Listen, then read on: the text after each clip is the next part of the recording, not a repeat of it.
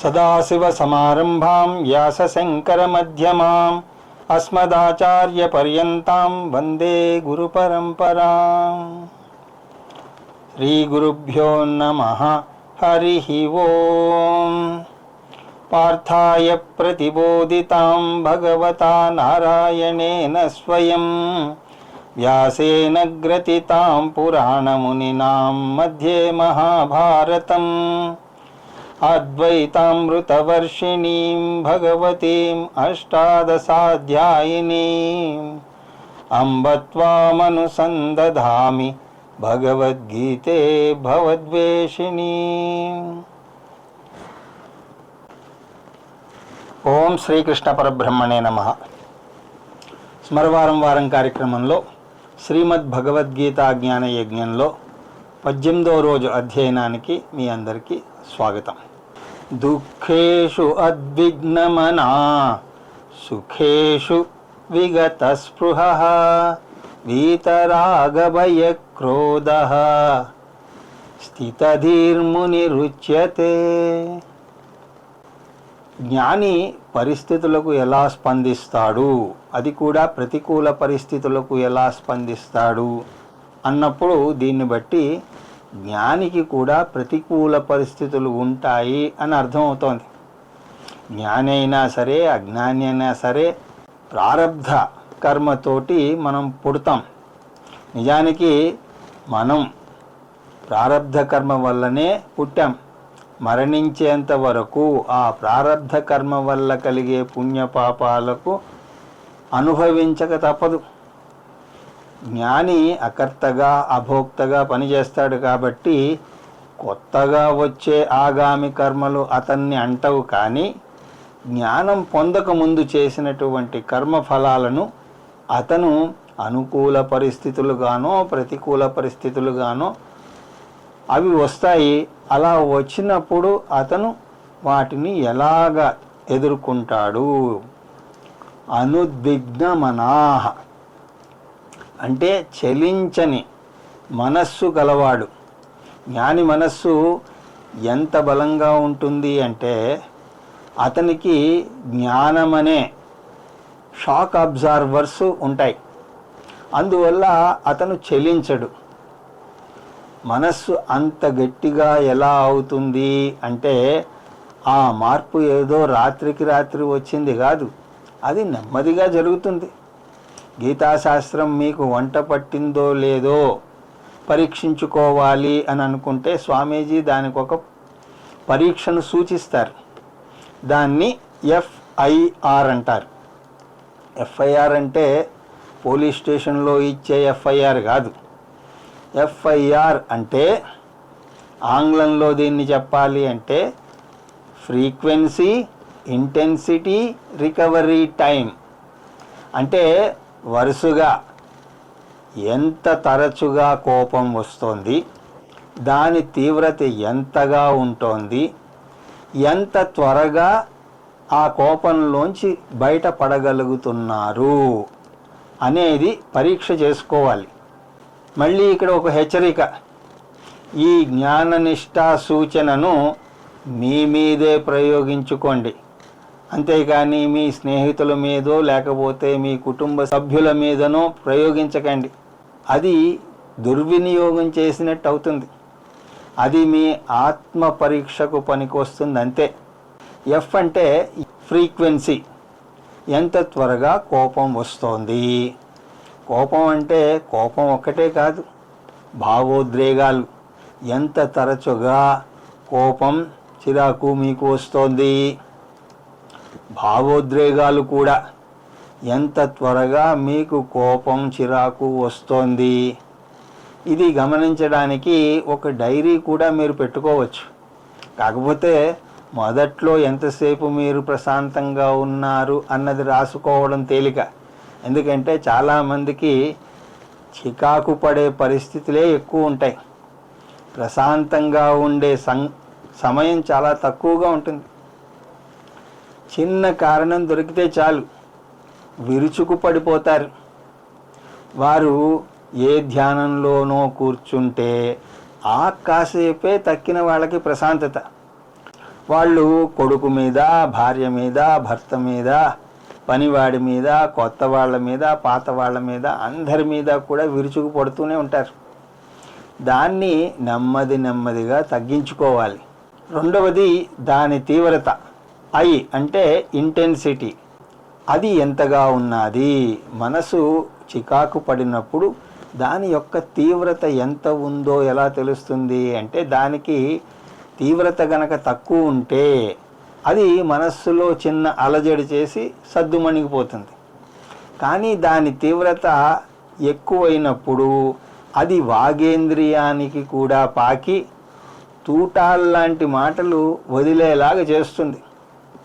ఇంకా తీవ్ర రూపం దాలిస్తే వాగేంద్రియాన్ని కూడా దాటి స్థూల శరీరాన్ని కూడా చెలింపజేస్తుంది. శరీరం అంతా కూడా వణుకుతుంది, కోపంతో రొప్పుతుంది. కొంతమంది అయితే పళ్ళు పటపటా కొరుకుతారు, పెదవులు వణుకుతాయి. అర్జునుడే అన్నాడు కదా, సీదంతి మమగాత్రాణి ముఖంచ పరిశుష్యతి వేపదుష్య శరీరం మే రోమహర్షశ్చ జాయతే అని అన్నాడు కదా.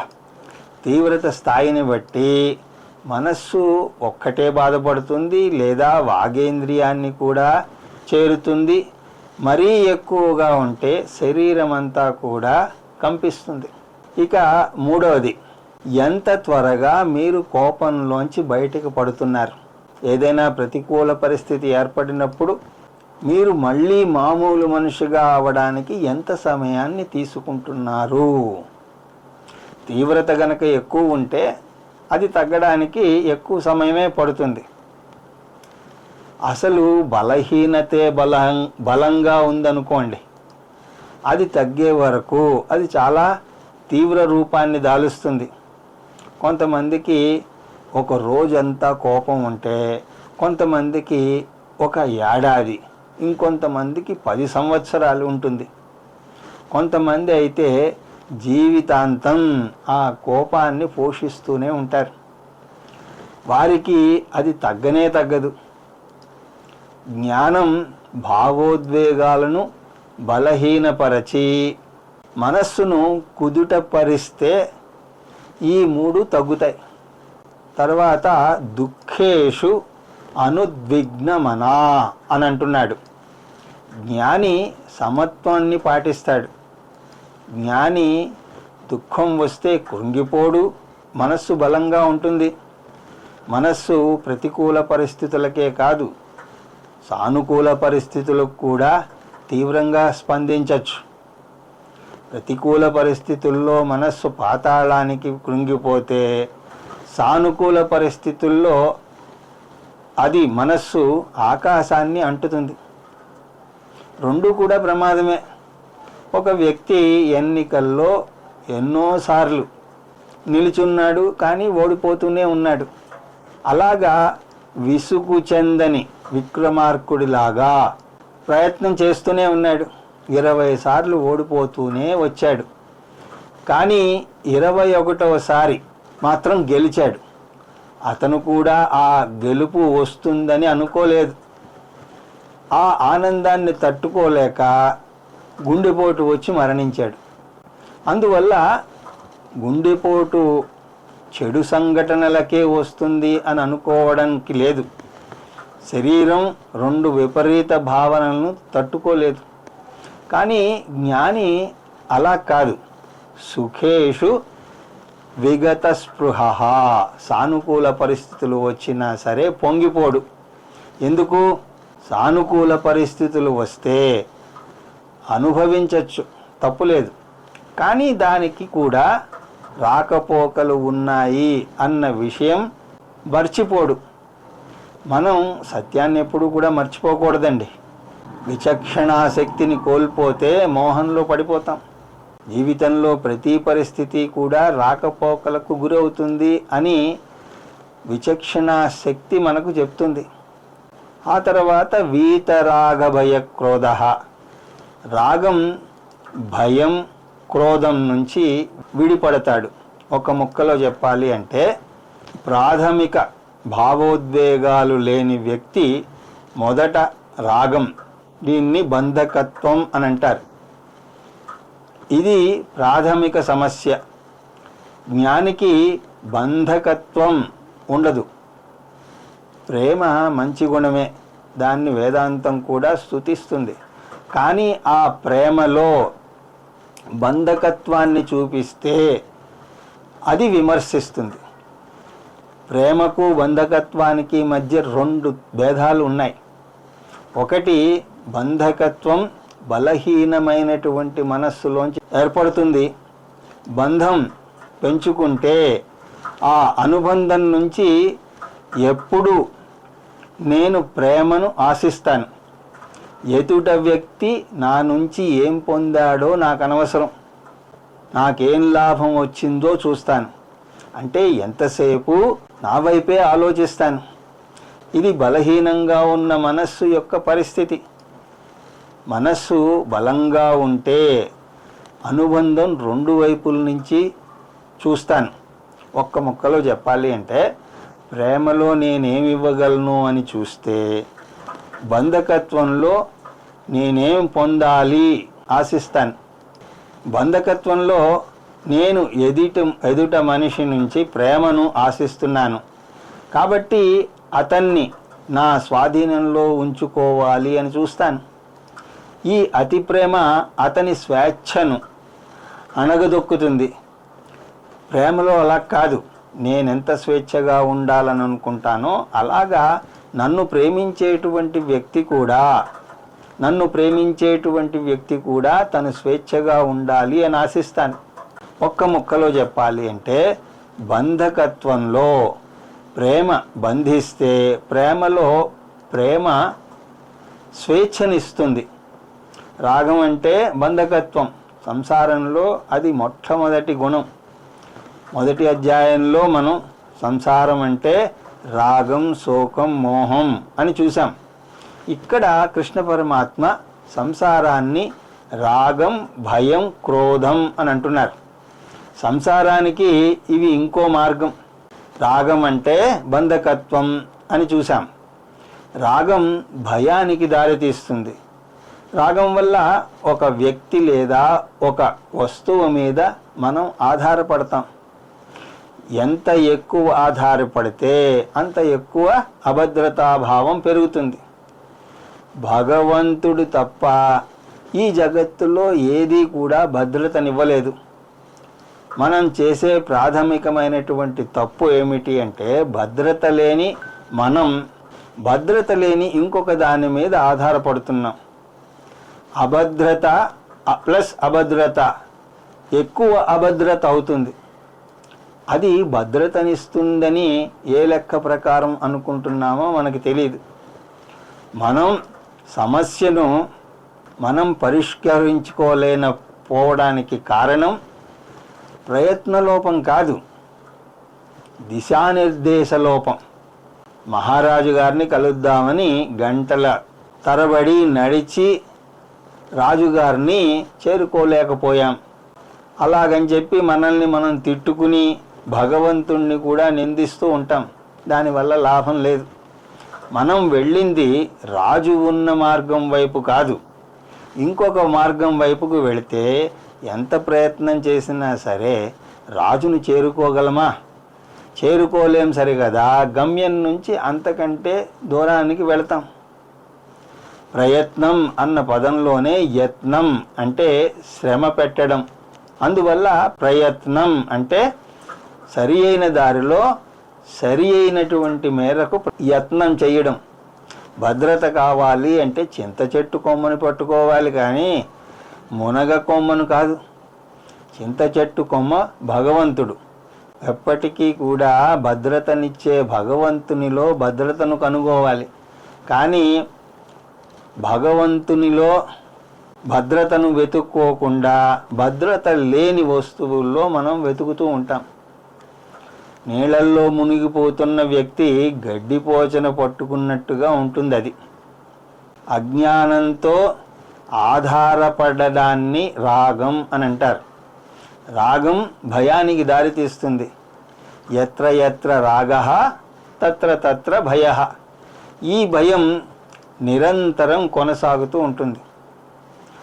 అప్పట్లో చిన్న టెలిగ్రామ్ వచ్చినా సరే భయంతో గుండె జారిపోయేది. మంచి ఆలోచన అసలు వచ్చేదే కాదు. భయం క్రోధానికి దారితీస్తుంది. రాగం ఎంత తీవ్రతగా ఉంటే క్రోధం అంత తీవ్రతగా ఉంటుంది. దేన్నైనా గట్టిగా పట్టుకుంటే ఏదో చిన్న ఆటంకం వస్తుంది. దాంతో మనకు కోపం తీవ్ర రూపం దాలుస్తుంది. ఒక వ్యక్తి మనతో ఉండాలని అనుకుంటే అతను మన గురించి మన నుంచి పారిపోదామనుకోవడాన్ని దాంతో మనకు కోపం వస్తుంది. అలా రాగం భయానికి, భయం క్రోధానికి దారితీస్తుంది. ఈ మూడు కూడా అన్నదమ్ముల్లాంటి వారు. జ్ఞాని రాగానికి అతీతుడు అవుతాడు కాబట్టి అతనికి భయం ఉండదు. అభయం ప్రతిష్టాం విందతే మోక్షం. మోక్షం అంటే వేరే లోకాలకు వెళ్ళడం కాదు. మోక్షాన్ని అభయంగా నిర్వచిస్తుంది శాస్త్రం. యదా ఏనైవ ఏతస్మిన్ దృశ్యే అనాత్మే అనిరుక్తే అనిలయనే అభయం ప్రతిష్ఠితాం విదంతే అని తైత్రీయం అంటుంది. ఆత్మ అజ్ఞానం ఉన్నంత వరకు భయం తప్పదు. ఆత్మజ్ఞానం ఒక్కటే అభయం పొందడానికి మార్గం. జ్ఞాని నాలుగో యొక్క లక్షణం రాగం, భయం, క్రోధాలు లేనివాడు. రాగం, భయం, క్రోధాలు తొలగిపోతాయి అంటే ఎంత అద్భుతమో చెప్పండి. గీత నేర్చుకుంటే ఇంత మంచి లాభం కలుగుతుంది అంటే వెంటనే నేర్చుకోవాలనే ఆశ కలగదా చెప్పండి. పైగా ఇవి తొలగిపోయి నిశ్చింతగా జీవన్ముక్తుని అనుభవిస్తున్నటువంటి జ్ఞాని అతన్ని వర్ణిస్తున్నాడు కృష్ణ పరమాత్మ. స్థితధీర్మునిరుచ్యతే. ఇలాగా రాగం, భయం, క్రోధాలు వీడినటువంటి వ్యక్తి స్థితప్రజ్ఞుడు అని అంటున్నాడు. అటువంటి వ్యక్తిని ముని అని అంటారు. ముని అంటే ఏదో అడవుల్లో ఉండి జటాజూటాలు ధరించి కళ్ళు మూసుకుని తపస్సు చేసే వ్యక్తి మాత్రమే కాదు. బాహ్యంగా మార్పు కాదు, అంతర్గత మార్పు రావాలి. అటువంటి మార్పు వస్తే సంసార బంధం నుంచి విముక్తుడవుతాడు. అతను సంసారం మధ్యలో ఉంటాడు, అన్ని వ్యవహారాలు నడుపుతాడు, కానీ ముని అవుతాడు. మననాత్ ముని. సరి అయినటువంటి జ్ఞానం ఉన్న వ్యక్తి ముని. అతను ముని ఎలా అయ్యాడు? స్థితధీ, తన జ్ఞానం వల్ల. ఎటువంటి జ్ఞానం అంటే అతనికి మానసిక స్థైర్యం వచ్చే జ్ఞానం. స్థితధీ, స్థితప్రజ్ఞతకు మరో పదం. అతను బుద్ధిపరంగా, జ్ఞాని మనస్సు పరంగా స్థితప్రజ్ఞుడు. ఆత్మజ్ఞానం కేవలం నమ్మకం కాదు, జ్ఞానంలో స్పష్టత ఉంటుంది. అందువల్ల ఎవరేమన్నా సరే అతని జ్ఞానాన్ని ప్రశ్నించినా కూడా దాన్ని బుద్ధిపరంగా వివరించగలడు. అలాగే మనస్సు పరంగా తాను భావోద్వేగాలకు అతీతుడు అవుతాడు. కాబట్టి మానసిక ప్రశాంతతను పొందుతాడు.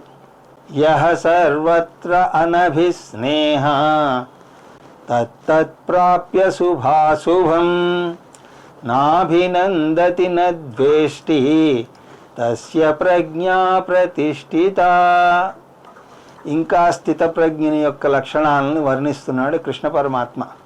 సర్వతః అనభిస్నేహ, దేని మీద కూడా మమతానురాగాలు లేనటువంటి వ్యక్తి. ఏ వ్యక్తితోనూ, ఏ పరిస్థితితోనూ, ఏ వస్తువుతోనూ కూడా బంధాన్ని పెంచుకోడు జ్ఞాని. అజ్ఞానికి శరీరం అంతా కూడా జిగురు ఉన్నట్టుగా ఉంటుంది. ఎందుకంటే ఎక్కడికి వెళితే అక్కడ అతుక్కుపోతాడు. స్నేహ అంటే సంస్కృతంలో దీనికి 2 అర్థాలు ఉన్నాయి. ఒకటి జిగురు, రెండవది స్నేహం. మనం వాడుకలో కూడా జిడ్డులా అతుక్కుపోతాడురా బాబు, ఎంతకీ వదలడు అని అంటూ ఉంటాం కదా. మనకు వ్యక్తి మీదే కాదు, వస్తువుల మీద కూడా మమకారం ఉంటుంది. 10 రోజులు ఒక ప్రసంగానికి వెళితే ఒకే చోట కూర్చుంటాం. వేరే ఎవరైనా కూర్చున్నా సరే లేపుతాం. అక్కడ కూర్చుని వింటేనే బాగా అర్థమవుతుంది అని అంటూ ఉంటాం. అలాగే కాఫీ మనకు ఇష్టమని తాగడం మొదలు పెడితే అది శారీరక అవసరంగా మారిపోతుంది. నెమ్మదిగా కాఫీ తాగకపోతే తలనొప్పే వచ్చేస్తుంది. అది మన పరిస్థితి. ప్రతి వస్తువుతోనూ ప్రతి వ్యక్తితోనూ జిగురు వేసి అంటించినట్టుగా అతుక్కుపోతాం. పూర్వం పరమహంస పరివ్రాజాచార్యులు ఉండేవారు. వారు అందరితోనూ మాట్లాడతారు, కానీ ఎవరితోనూ కూడా అనుబంధం పెంచుకోరు. ఒక చోట నుంచి ఇంకొక చోటకి తిరుగుతూనే ఉంటారు. ఈ మానసిక స్వేచ్ఛనే అనభిస్నేహత్వం అని అంటారు. కొన్ని యంత్రాల్లో కొన్ని స్క్రూలు ఉంటాయి. వాటిలో కొన్నింటిని విడదీయవచ్చు, కొన్నింటిని విడదీయలేం. జ్ఞాని విడదీయగలిగినటువంటి స్క్రూ లాంటి వాడు. అతను ఎవరితోనైనా కలవగలడు, ఎవరితోనైనా విడిపోగలడు, అందరితోనూ కలుపుగోలుగా సంభాషిస్తాడు. ఎవ్వరి మనస్సును నొప్పించడు. ఎవరైనా నన్ను మిస్ అవుతున్నావా అంటే అతని మనస్సుని కష్టపెట్టకూడదు అని అవును అని అంటూ ఉంటాడు, కానీ నిజంగా ఏమీ మిస్ అవ్వడు. అందువల్ల సర్వత్ర అనభిస్నేహ తత్తత్ ప్రాప్య శుభాశుభం. శుభము వచ్చినా అశుభం వచ్చినా సరే చెల్లించడు. ఈ అంశం కూడా చాలా ముఖ్యం. జ్ఞానికి కొత్తగా పుణ్యపాపాలు అంటకపోవచ్చు, కానీ అతను జ్ఞానం పొందక ముందు అజ్ఞాని. ఈ జన్మలో అతను అంతకుముందు జన్మలోనూ సంసారి అవడం వల్ల ప్రారబ్ధ కర్మ ఇంకా ఉంటుంది. తిరుగుతున్న ఫ్యాన్ని ఆపేశాక కూడా కొంతసేపు తిరిగినట్టు తిరిగి అప్పుడు ఆగుతుంది. అందువల్ల జ్ఞానికి కూడా జ్ఞానం పొందాక కూడా ప్రారబ్ధ కర్మ ఉంటుంది. అంటే జ్ఞాని కూడా తనకు అనుకూలమైనటువంటి పరిస్థితులు, ప్రతికూలమైనటువంటి పరిస్థితులు అనుభవించక వాటిని తప్పదు. వీటిని శుభాశుభ ప్రాప్య అని అంటున్నాడు కృష్ణ పరమాత్మ. శుభం అంటే అనుకూలమైనటువంటి పరిస్థితులు, అశుభం అంటే ప్రతికూల పరిస్థితులు. కొంతమంది జ్ఞానిని మెచ్చుకుంటే మరి కొంతమంది జ్ఞానిని విమర్శిస్తూ ఉంటారు. సమాజానికి గొప్ప సేవ చేస్తున్నావని కొంతమంది అంటే, వేదాంతం చెప్పి సమాజాన్ని చెడగొడుతున్నావు అని కొంతమంది అంటారు. అంతేకాదు, ఆరోగ్యం బాగుంటుంది, ఆరోగ్యం కుంటుపడుతూ ఉంటుంది. అయినా సరే అతని దృక్పథం ఏమిటి? నాభినందతి నద్వేష్టి. అనుకూల పరిస్థితులు వస్తే ఆనందించడు, ప్రతికూల పరిస్థితులు వస్తే ద్వేషాన్ని పెంచుకోడు. దీన్ని అంతకుముందు చూసినటువంటి సమత్వం అని అనొచ్చు. అందువల్ల ఈ శ్లోకం ఇంచుమించుగా ఇంతకుముందు చూసినటువంటి శ్లోకం లాంటిదే. కానీ ఇక్కడ ఒక విషయాన్ని బాగా అర్థం చేసుకోవాలి. జ్ఞాని ఎటువంటి పరిస్థితులకు కూడా కృంగిపోడు, ఎవరేమన్నా సరే చెల్లించడు. అంటే దీన్ని చాలామంది అపార్థం చేసుకుంటారు. ఎటువంటి పరిస్థితులు వచ్చినా కూడా చెల్లించడు అనేసరికి ఎదుట వ్యక్తి దీన్ని అవకాశంగా తీసుకుని మన నెత్తికెక్కుతాడు అని అంటారు వాళ్ళు. ఎవరేమన్నా కూడా చెల్లించకూడదు అంటే అది మంచితనంలాగా కనపడకుండా చవటతనంలా కనపడుతుంది కదా అని అంటారు. అలా అవకాశం కూడా ఉన్నది. అంతకుముందు ఎవరేమైనా అంటే వారికి ధీటుగా జవాబునిచ్చాను కాబట్టి వారు తగ్గిపోయారు. ఇప్పుడు మీరేమన్నా అనండి, నేను బదులు చెప్పను, నవ్వుతూ స్వీకరిస్తాను, మిమ్మల్ని నిందించను అంటే వెర్రివాడిగా జమకట్టే అవకాశం ఉన్నది కదా. అందువల్ల మంచివాడు అని అనకుండా వెర్రివాడు అని అంటారు కదా. అయితే వేదాంతం ఎప్పుడూ కూడా ప్రతికూల పరిస్థితులను విమర్శించను, నోరు మూసుకుని స్వీకరించమని చెప్పదు.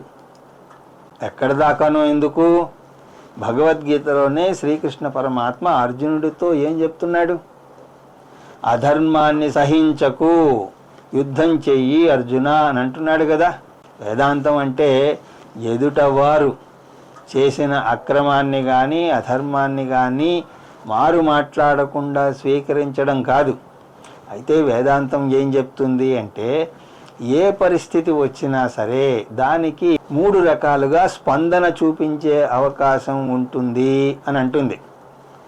ఒకటి అసంకల్పిత చర్య. ఏదైనా జరిగితే అసంకల్పితంగా అంటే వెంటనే స్పందించడం. ఈ స్పందనలో ఆలోచన ఉండదు, ఆలోచించే తీరిక కూడా ఉండదు, బుద్ధిని ఉపయోగించే ప్రసక్తి అసలే లేదు, మంచి చెడులు బేరూజి వేసే తీరిక లేదు. అప్పుడు ఏది తోస్తే అది అనేయడం, ఎదుటివారు ఏమన్నా కూడా నిస్సహాయంగా స్వీకరించడం, వారు అన్న మాటను మౌనంగా పడి ఎదురు తిరిగి ఏమీ చెయ్యకపోవడం. ఇది తెలివి తక్కువ పని. సాధారణంగా ఈ రెండింటిలో ఏదో ఒక స్పందన చూపిస్తూ ఉంటాం మనం. ఈ రెండు కూడా విపరీతమైనటువంటి స్పందనలే. ఒక దానిలో బొత్తిగా మనస్సును ఉపయోగించకపోతే ఇంకొక దాంట్లో మనస్సు బలహీనమైపోతుంది. వేదాంతం 2 రకాల స్పందనలను కూడా మంచివి కావు అని అంటుంది. ఎందుకు? తీవ్రంగా స్పందించడం వల్ల ఎదుట వ్యక్తి భయపడిపోయి మనకు కావలసినటువంటి పనులు చెయ్యవచ్చునేమో, కానీ అది మన శారీరక ఆరోగ్యాన్ని పెద్ద ముప్పు తెచ్చిపెడుతుంది. ఈ స్పందన మనం వేసుకునేటువంటి యాంటీబయాటిక్స్ లాంటిది. యాంటీబయాటిక్ వేసుకుంటే వెంటనే రోగం తగ్గుతుందేమో, కానీ కాలక్రమేణా అనేక సైడ్ ఎఫెక్ట్స్ వస్తాయి. ఇది అంతే, వెంటనే మన పని అవ్వవచ్చునేమో, కానీ కాలక్రమేణా మన ఆరోగ్యం దెబ్బతింటుంది, మనస్సు దెబ్బతింటుంది, ఒత్తిడికి గురై అది శారీరక రుగ్మతకు దారితీస్తుంది. అందువల్ల ఇది బలమైన స్పందనగా కనిపించిన బలహీనత కిందకే వస్తుంది.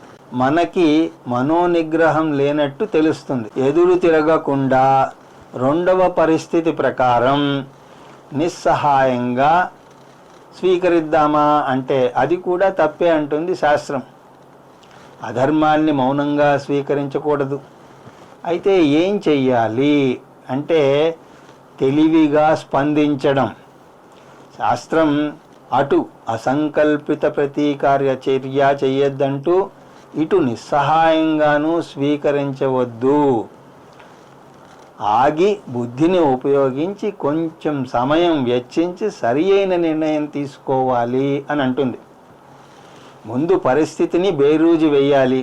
ఆ పరిస్థితికి పరిష్కారం ఉందా లేదా, పరిష్కారం లేకపోతే దాన్ని నవ్వుతూ స్వీకరించేటట్టుగా మనస్సును గట్టిపరుచుకోవాలి. అది ఎలాగా అన్నది మనకి ముందు కృష్ణ పరమాత్మ చెప్తాడు.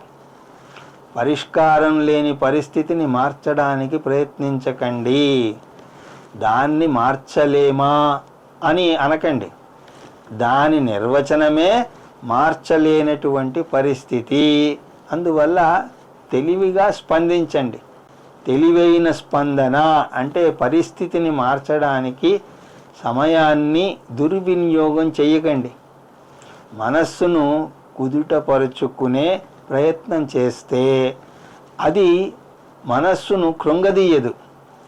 దీన్ని తెలివైన స్పందన అని అంటారు. పరిష్కారం ఉన్న పరిస్థితి అయితే బాగా ఆలోచించి సరి అయిన నిర్ణయాన్ని తీసుకోవాలి. సామధాన భేద దండోపాయాలు ఉన్నాయి, కానీ దండోపాయాలు చివరి పరిష్కారం. దండోపాయాన్ని ఉపయోగించాల్సి వచ్చిన పరిస్థితి వస్తే ఉపయోగించక తప్పదు. ముక్కు మీద గుద్దాల్సి వస్తే గురి చూసి మరీ గుద్దండి, గురి తప్పకూడదు. కానీ మొదటే దండోపాయాన్ని ఉపయోగించవద్దు అంటుంది శాస్త్రం. కోర్టు కూడా ఒక వ్యక్తికి ముందే ఉరి శిక్షను విధించదు. ఇరుపక్షాల వాదనలు విన్నాక, సాక్ష్యాలను పరిశీలించాక, పరిస్థితిని బేరూజి వేసి అప్పుడు ఉరిశిక్ష వేస్తుంది. ఆ నిర్ణయానికి రావడానికి 7 సంవత్సరాలు 10 సంవత్సరాలు పట్టచ్చు. అది జ్ఞాని యొక్క లక్షణం. కృష్ణ పరమాత్మ దుర్యోధనుడితో అనేక మార్గాల్లో ప్రయత్నించి అవి పని చేయకపోతేనే ధర్మయుద్ధం తప్పదు అని అన్నాడు. అది తప్ప వేరే మార్గం లేదు. భీష్మద్రోణులు చెడు వైపు తల ఒగ్గితే వారిని శిక్షించక తప్పదు. ఇది స్పందన. అందువల్ల వేదాంతం మొదటి 2 పరిస్థితులను కాకుండా 3వ పరిస్థితిని పాటించమంటుంది. ఈ పద్ధతిలో 2 దశలున్నాయి. పరిస్థితిని మార్చలేకపోతే ధైర్యంగా దాన్ని స్వీకరించాలి. మార్చగలిగితే మార్చడానికి సరి అయినటువంటి కర్మ చెయ్యాలి. పరిహార కర్మలు చెయ్యాల్సి వస్తే చెయ్యొచ్చు, తప్పులేదు. శాస్త్రమే వాటిని సూచిస్తోంది కదా. మార్చలేని పరిస్థితుల గురించి వాపోతూ కూర్చోకూడదు. ఇది స్థితప్రజ్ఞుని యొక్క లక్షణం. స్థితప్రజ్ఞుడు ఎటువంటి పరిస్థితి వచ్చినా సరే ఎందుకు చెలించడు అంటే ఏదీ శాశ్వతం కాదు అని తెలుసు కాబట్టి. ఆనందం వస్తే పొంగిపోడు, ఎందుకంటే అది శాశ్వతం కాదు అని అతనికి తెలుసు. దుఃఖం వస్తే కృంగిపోడు, ఎందుకంటే అది కూడా శాశ్వతం కాదు. కాబట్టి ఇది కూడా వెళ్ళిపోతుంది. ఈ సత్యం అతనికి తెలుసు. ఒక వ్యక్తి నా నుంచి వెళ్ళిపోతే నా జీవితం నిరర్ధకం అని అనుకుంటే ఆ భావనను మేఘావృత భావన అని అంటారు. అంటే అతని ఆలోచన శక్తిని మమకారం అనేటువంటి మేఘం కప్పివేసింది. దానివల్ల అతను సరిగా ఆలోచించలేకపోతున్నాడు. స్వామి చిన్మయానంద అద్భుతంగా చెప్తారు. మనమంతా ఈ భూమి మీదకు ఒంటరిగా వచ్చాం, ఒంటరిగానే ప్రయాణం చెయ్యాలి, చివరకు ఒంటరిగానే ఈ భూమిని వదిలి వెళ్ళిపోవాలి. ఒంటరితనం నుంచి ఒంటరితనానికి మన ప్రయాణం. జీవితం అంటే ఏకాకిగా బతకడం. నిజానికి మనలో కొన్ని రహస్యాలను, కొన్ని భావాలను ఎంతో చనువుగా ఉన్న వారితో కూడా పంచుకోలేం. అలాంటప్పుడు ఎవరో లేకపోతే జీవితం శూన్యం అని అనుకోవడం మేఘావృత భావనే. అన్నీ బాగుంటే దేవుణ్ణి, ధర్మాన్ని, ఆధ్యాత్మికతను కూడా మనం మర్చిపోతాం. ఇది కూడా మేఘావృత భావనే. జ్ఞానిని ఏ మేఘం కప్పదు. అయితే కర్మయోగి వేరు, జ్ఞాని వేరు. కర్మయోగికి కర్మయోగానికి సంబంధించినటువంటి జ్ఞానం మాత్రమే ఉంటుంది. అతను ఈశ్వరార్పణ బుద్ధితో కర్మ చేస్తాడు. కానీ జ్ఞాని తనే బ్రహ్మము అన్న జ్ఞానాన్ని పొందాడు. అందువల్ల జ్ఞాని అంటే జీవాత్మ పరమాత్మ ఐక్య జ్ఞానం పొందినటువంటి వ్యక్తి. ఈ జ్ఞానాన్ని 12 నుంచి 25వ శ్లోకం దాకా మనం చూసాం. 54వ శ్లోకంలో అటువంటి జ్ఞాని యొక్క లక్షణాలేమిటి అని అర్జునుడు అడిగాడు. జ్ఞాని పొందే జ్ఞానం ఏమిటి? నేను ఆత్మను, ఆత్మ అకర్త అభోక్త, ఏకం సర్వగతం నిత్యం సత్యం, నేను అటువంటి ఆత్మను అని తెలుసుకోవడం. ప్రజ్ఞ అని బుద్ధిలో పొంది ఆ జ్ఞానాన్ని మనస్సులో దింపుకొని ఆ జ్ఞాననిష్టలో నిలబడ్డాన్ని స్థితప్రజ్ఞత అంటారని మనం చూసాం. అటువంటి స్థితప్రజ్ఞని లక్షణాలు ఇంతవరకు చెప్పుకొచ్చాడు కృష్ణ పరమాత్మ. అవి మళ్ళీ టూకీగా మనం గనక చూస్తే, ఒకటి ఆత్మని ఏవ ఆత్మనా తుష్ట, తనలోనే తాను తృప్తి పడతాడు. 2 సర్వాన్ కామాన్ ప్రజాహాతి, కోరికలను త్యజిస్తాడు. 3వది దుఃఖేషు అనుద్విగ్నమనా, సమత్వాన్ని పాటిస్తాడు. 4వది వీతరాగ భయక్రోధ, రాగము భయము క్రోధాల నుంచి విడిపడతాడు. 5 సర్వత్ర అనభిస్నేహ, దేని మీద కూడా మమతానురాగాలను పెంచుకోడు అని చెప్పి, యదా సంహరతే చాయం కూర్మో జ్ఞానీవ సర్వతః ఇంద్రియార్థేభ్యః తస్య ప్రజ్ఞా ప్రతిష్ఠిత. స్థితప్రజ్ఞని యొక్క సాధనలు. ఇక్కడి నుంచి కూడా శ్రీకృష్ణ పరమాత్మ తను చెప్పే అంశాన్ని మారుస్తున్నాడు. అది బుద్ధిలో కలిగినటువంటి జ్ఞానంతో మనస్సులో రేగే భావోద్రేగాలను పారద్రోలి మనస్థైర్యం ఎలా పెంచుకోవాలి. ఇంతకుముందు శ్లోకంలో జ్ఞానాన్ని పొంది ఆ జ్ఞానంలో నిలబడ్డ స్థితప్రజ్ఞని యొక్క లక్షణాలను చూసాం. ఇప్పుడు అలా జ్ఞాననిష్టలో నిలబడాలంటే ఆ సాధకుడు ఏ ఏ సాధనలు చేయాలో చెప్తున్నాడు. ఆత్మజ్ఞానం వల్ల ఎలా పెంచుకోవాలో చెప్పడానికి 3 సాధనలను పేర్కొంటున్నాడు కృష్ణ పరమాత్మ.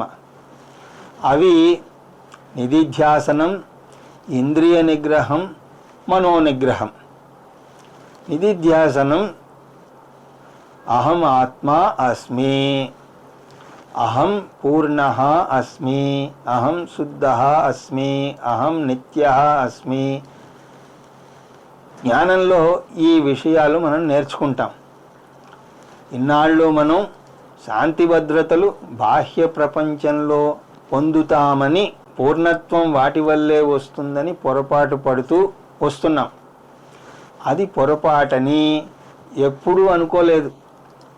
ఇంతకుముందు చెప్పినట్టుగా సిగరెట్టు కాల్చే అలవాటు ఉన్నటువంటి వ్యక్తి దానికి ఎంతగా బానిస అయిపోతాడంటే సిగరెట్టు కాల్చకుండా ఉండలేని జీవనాన్ని అసలు ఊహించుకోలేడు. 2 అంగుళాల వస్తువు 6 అడుగుల వ్యక్తిని తనకు బానిసగా చేస్తుంది. సిగరెట్టు కాల్చకుండా లక్షలాది మనుషులు ఉన్నారు అన్నా కూడా నమ్మదేడు. ఎవరి దాకానో ఎందుకు, అతనే సిగరెట్టుకు బానిస అవ్వకముందు నిక్షేపంలాగా ఉన్నాడా లేదా? కానీ అది ఒప్పుకోడు. ఎందుకు? అతను ఒక వ్యసన జీవన విధానానికి అలవాటు పడిపోయాడు. ఆ అలవాటుని ఎప్పుడూ ప్రశ్నించడు. అలాగే మీరు కొన్ని వస్తువులు ఉంటేనో లేకపోతే కొంతమంది ఆప్యాయతలు ఉంటేనో జీవనం పరిపూర్ణంగా ఉంటుందనే అపోహలో ఉంటారు. వారు లేని జీవితం అసాధ్యం అని అనుకుంటారు. ఆ వాసన అంత బలంగా ఉంటుంది. ఇప్పుడు ఆ వాసన పారద్రోలాలి అంటే ఎలాగా? నేను ఆనందంగా ఉండడానికి నాకు ఆ వస్తువులు మనుషులు అవసరం లేదని పదే పదే మీ మనస్సుకు నచ్చజెప్పుకోవాలి. ఈ విషయాన్ని పరీక్షించుకోవడానికి ఒంటరిగా ఎక్కడికైనా వెళ్ళి వారం రోజులు ఉండి రండి. నిజానికి జంటగా వెళ్ళే కన్నా కూడా అక్కడ మీరు ఎక్కువ ఆనందాన్ని పొందినట్టుగా గ్రహిస్తారు. ఈ మాట వెనక్కి వచ్చాక ఇంట్లో వాళ్ళకేం చెప్పాల్సిన అవసరం లేదు. మీకు మీరు తెలుసుకుంటే చాలు. ఈ బూజు పట్టిన భావన నుంచి బయటకి రండి. ఎవ్వరూ లేకపోయినా సరే ఆనందంగా ఉండగలరని అర్థం చేసుకోండి. శారీరక ఆరోగ్యం కోసం కూడు గుట్ట అవసరమే, కాదండం లేదు. కానీ మానసిక ఆరోగ్యానికి ఎవ్వరూ అవసరం లేదు. ఈ మాటని పదే పదే వల్లె వేసుకోండి. దీన్ని నిధిధ్యాసనము అని అంటారు. మీ స్వేచ్ఛను మీరు ఒప్పుకోవడం. తల్లి చేయి పట్టుకోలేకపోతే నడవలేను అని అనుకుంటుంది పసిపాప. సైకిల్ ఎవరో పట్టుకోలేకపోతే నడపలేను అని అనుకుంటాడు ఆ బాలుడు.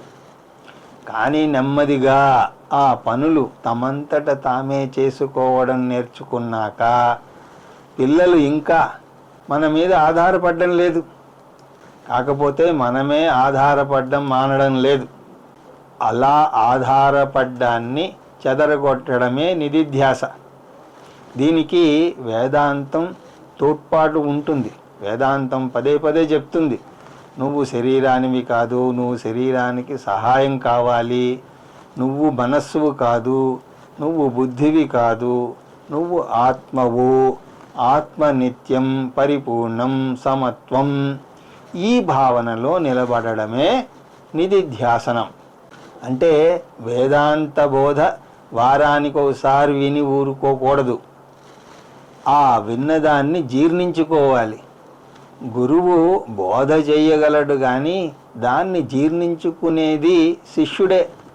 దానికోసం కొంత సమయం కేటాయించుకుని నిధిధ్యాసన చేయడం కోసం మన గురువులు రాసినటువంటి ఎన్నో శ్లోకాలు ఉన్నాయి. మనోబుద్ధి అహంకార చిత్తాని నాహం నచ శ్రోత జిహ్వే నచ గ్రహణ నేత్రే నచ వ్యామ భూమిర్న తేజో న వాయు చిదానందరూప శివోహం శివోహం. నిర్వాణ షట్కంలోది. ఇది ఒక సాధన. తర్వాత ఇంద్రియ నిగ్రహం. ఇంద్రియాలను నిగ్రహించుకోవాలి.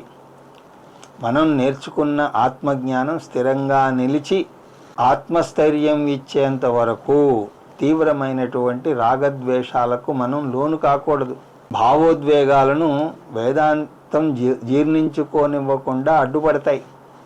ఒక మొక్కను పాతినప్పుడు మొదట్లో దాన్ని అపురూపంగా చూసుకోవాలి. లేదా మేక వచ్చి దాన్ని తినిపోతుంది. ఆ మొక్క పెరిగి పెద్ద వృక్షం అయ్యాక మేక కాదు కదా, పెద్ద ఏనుగు దానికి కట్టినా సరే అది ఏమీ చేయలేదు. అలాగే జ్ఞానం పొందిన కొత్తలో దాన్ని జాగ్రత్తగా కాపాడుకోవాలి. కొత్తగా ఫ్లోరింగ్ వేసినప్పుడు అది గట్టిపడేదాకా దాని మీద ఎవరూ నడవకూడదు. అది గట్టిపడ్డాక గజం నడిచినా కూడా ఏమీ కాదు. జ్ఞానం గట్టిపడక ముందు మనస్సు ఏ కాస్త కలత చెందినా సరే అది జ్ఞానాన్ని చెదరగొట్టగలదు. అందువల్ల భావోద్వేగాలను అదుపులో పెట్టుకోవాలి. దానికి ఇంద్రియాలను అదుపులో పెట్టుకోవాలి. ఎందుకు? మనస్సుకు జగత్తుతో ప్రత్యేకంగా అనుభవం లేదు. ఇంద్రియాలు ద్వారాల్లాంటివి. వాటి ద్వారానే బయట ప్రపంచంలోని విషయాలు మనస్సులోకి చొరబడతాయి. ఆ ద్వారాలు 5. ఏమిటవి? శబ్ద, స్పర్శ, రూప, రసగంధాదులు. ఈ 5 ఏదైనా సరే మీ మనస్సును చెదరగొట్టగలదు. మీ అబ్బాయి ఎక్కడికో వెళతాను అంటే మీరు వద్దన్నారు. అయినా కూడా అతను వినకుండా నేను వెళ్ళి తీరుతాను అని అన్నాడు. వేదాంత పరిభాషలో అది కేవలం ఒక శబ్దం. కానీ శబ్దం మీ మనస్సును కాలుష్యం చేస్తుంది. అతను అన్న 2 మాటలు వాటిని చిలవలు పలవలు చేసి అనని అర్థాలను కూడా ఊహించుకుంటుంది. ఎప్పుడెప్పుడో అతను మీ మీద వినని సందర్భాలు గుర్తు తెచ్చుకుని అంతలా వాపోతారు. శంకరాచార్యులు కూడా అంత భాష్యం రాయలేదేమో. అంత చిన్నదానికి 3 రోజులు బాధపడి పడి పడి డీలా అయిపోతారు. ఇదంతా దేనివల్ల జరిగింది అంటే మీ అబ్బాయి అన్న 2 మాటల వల్ల. అలాగా ఒక్కొక్క ఇంద్రియం మనస్సులో ఏదో దూర్చి దాన్ని బాధిస్తుంది. ఎప్పుడూ కూడా వాదనలోకి దిగకూడదు. అందుకోసమే వాదనలు కూడా చాలా కలత చెందిస్తాయి. రాగద్వేషాలను, కామోద్రేగాలను, లోభమోహాలను రెచ్చగొట్టే పని ఏది కూడా మనం చేయకూడదు. ఎవరైనా సరే వాదిస్తూ ఉంటే మీరు భావోద్రేగానికి గురి అయ్యేటట్టుంటే వారికి సున్నితంగా చెప్పి వాదనలో దిగకుండా తప్పించుకోండి. చిన్మయానంద స్వామి అనేవారు, వాదనలో కాంతి కంటే వేడి పుడుతుంది. కాంతి జ్ఞానానికి సంకేతం. వాదనలో ఎవరు ఏమీ నేర్చుకోరు. మనం వాదిస్తున్నంతసేపు ఎదుట వ్యక్తి తనెలా వాదించాలో ఆలోచిస్తూ ఉంటాడు. మనము అంతే. నాకు వాదించడం ఇష్టం లేదు అని మీరు చెప్పినా సరే అతను ఇంకా కొనసాగిస్తున్నాడు అంటే అక్కడి నుంచి లేచి వెళ్ళిపోండి. దీన్ని ఇంద్రియ నిగ్రహము అని అంటారు. దీన్నే దమం అని కూడా అంటారు. మూడవది మనోనిగ్రహం. ఆలోచనా తీరుని క్రమబద్ధం చేసుకోవడం. మీరు ఎవరితోనో మాట్లాడుతున్నారు, మీ ప్రమేయం లేకుండానే మాటలు వాదనలోకి దిగాయి. ఆ వాదనలో భాగంగా ఎదుట వ్యక్తి మీకు బుద్ధి లేదు అని అన్నాడు. ఆ మాటతో మీ అహం దెబ్బతిన్నది. మీరు అక్కడి నుంచి లేచి వచ్చేశారు. కానీ నీకు బుద్ధి లేదు. ఆ మాట మాత్రం మీ చెవిలో పదే పదే గింగిర్లెత్తుతోంది. నాకు బుద్ధి లేదంటాడా, నాకు బుద్ధి లేదంటాడా, స్వయానా మా అబ్బాయి అలా అంటాడా. దీనికి ఇక అంతు పొంతు ఉండదు. ఆ సంఘటనలో మళ్ళీ మళ్ళీ జీవించడం వల్ల కోపం ఇంతెత్తున పేరుకుపోతుంది. కోపమే కాదు, ఏ భావోద్రేకమైనా సరే మనం పెంచుకున్నదే. ఏ భావన కూడా ఒక్క క్షణంలో ఏర్పడదు. ఎంత దారుణమైనటువంటి సంఘటన అయినా సరే అది మొదటిసారి విన్నప్పుడు అది కేవలం సమాచారం మాత్రమే. దానంతట అది ఏ భావనను కలుగజేయదు. దాని మీద మనం పేర్చుకుంటున్నటువంటి ఆలోచనలు ఉద్రేగాన్ని కలిగిస్తాయి. డబ్బంతా పోయింది, రేపెలాగా గడుస్తుంది, డబ్బంతా పోయింది, రేపెలా గడుస్తుంది, డబ్బంతా పోయింది, రేపెలా గడుస్తుంది. ఈ ఆలోచన మీద గంటలు, రోజులు, వారాలు అలా నిలపడంతో అది చాలా శక్తివంతమై భావోద్వేగాలకు దారితీస్తుంది. కోపం, తీవ్రమైనటువంటి భావోద్వేగాలు ఈ విధంగా ఏర్పడినవే. ఒక్క ఆలోచన భావోద్రేకం కాదు, ఆలోచనల పరంపరే భావోద్రేకం. ఆలోచనల పరంపర మన చేతుల్లో ఉంది. దాన్ని తలుచుకుంటే ఆపగలిగే శక్తి కూడా మనకు ఉన్నది. దీన్నే మనోనిగ్రహము అని అంటారు. ఒక సంఘటన భావోద్రేగాలు కలుగ చేసేటట్టయితే దాని గురించి ఆలోచనను పక్కకు వేసి మనస్సును ప్రశాంతంగా ఉన్నప్పుడు దానిని పైకి తీసి దాని నుంచి విలువైనటువంటి నేర్చుకుని మళ్ళీ దాన్ని మర్చిపోవాలి. మనస్సును వేధించే ఆలోచనల మీద ఎక్కువ సమయం గడపకూడదు. దీనిని మనోనిగ్రహము అని అంటారు. ఇంద్రియ నిగ్రహము, మనోనిగ్రహం పాటిస్తే మనస్సు కలత చెందదు. ప్రశాంతంగా ఉన్న మనస్సులోకి ఈ జ్ఞానం దూరుతుంది. మనం నేర్చుకున్నటువంటి జ్ఞానం మన అణువణువులోనూ ప్రవేశించాలి. అప్పుడే అది మన జీవితాన్ని మార్చేస్తుంది. స్థితప్రజ్ఞతకు 3 సాధనలు ఏమని చెప్పారు? నిధిధ్యాసనము, ఇంద్రియ నిగ్రహము, మనోనిగ్రహము. ఈ మూడింటిలోనూ కృష్ణ పరమాత్మ ముందు ఇంద్రియ నిగ్రహం గురించి చెబుతున్నాడు. అది 58, 61 శ్లోకాలలో వస్తుంది. ఈ సాధన ఎవరికి?